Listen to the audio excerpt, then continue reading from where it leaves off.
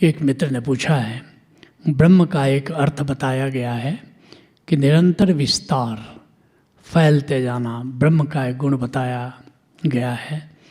दूसरी तरफ बताया गया है कि ब्रह्म अचल है। कृपया स्पष्ट करें। दोनों बातें सत्य हैं।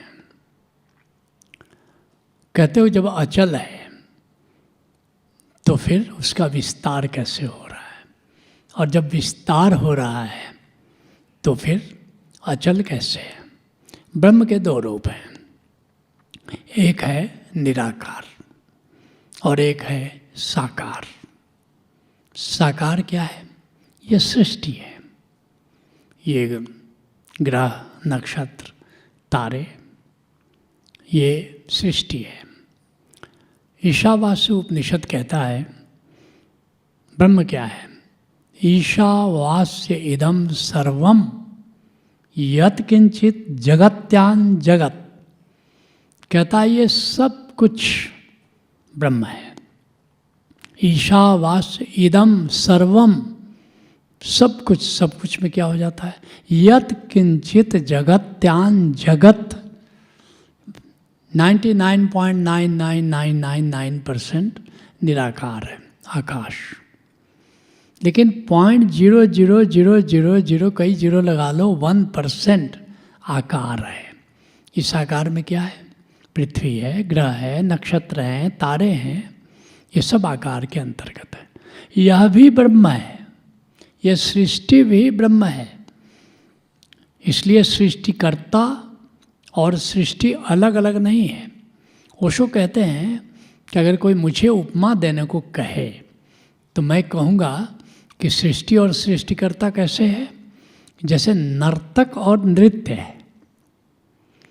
अब नृत्य को तुम नर्तक से अलग नहीं कर सकते। ये चित्रकार और चित्र की तरह केवल नहीं है, ये गीतकार और गीत की तरह नहीं है। क्लोजेस्ट उपमा दे सकते हो, नर्तक और नृत्य की तरह है। अर्थात ये जो आकार है इसमें भी ब्रह्म है। मुझसे कभी कभी लोग पूछते हैं कि जीवन जहाँ है वहाँ तो ब्रह्म है, लेकिन जीवन जहाँ नहीं है, पत्थर, उसमें ब्रह्म है कि नहीं है? ब्रह्म सूत्र अद्भुत बात कहता है। कहता ब्रह्म तो सर्वत्र है, मुर्दा में भी ब्रह्म है और जीवित में भी ब्रह्म है, लेकिन आत्मा सब में नहीं है। आत्मा केवल जीवित में है, लेकिन ब्रह्म सब जगह है। आत्मा शरीर छोड़ने के बाद जीवात्मा, जिसमें आत्मा है और ईथर तत्व है, वो तो अपना शिवलोक में, आत्मलोक में, स्पिरिट वर्ल्ड में चली जाती है। लेकिन जो 100 बच जाता है उसमें भी ब्रह्म है, निर्जीव में भी ब्रह्म है, पत्थर में भी ब्रह्म है। ईशावास्य इदम सर्वम यत् किंचित जगत्यान जगत। जो जगत है, जो आकार है, जो सृष्टि है, उसमें भी ब्रह्म है।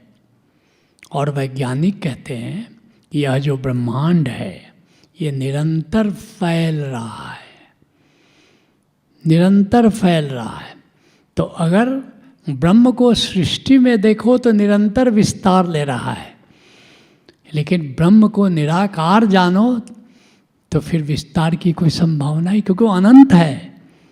सृष्टि अनंत नहीं है, उसमें वो फैल सकता है, सिकुड़ सकता है।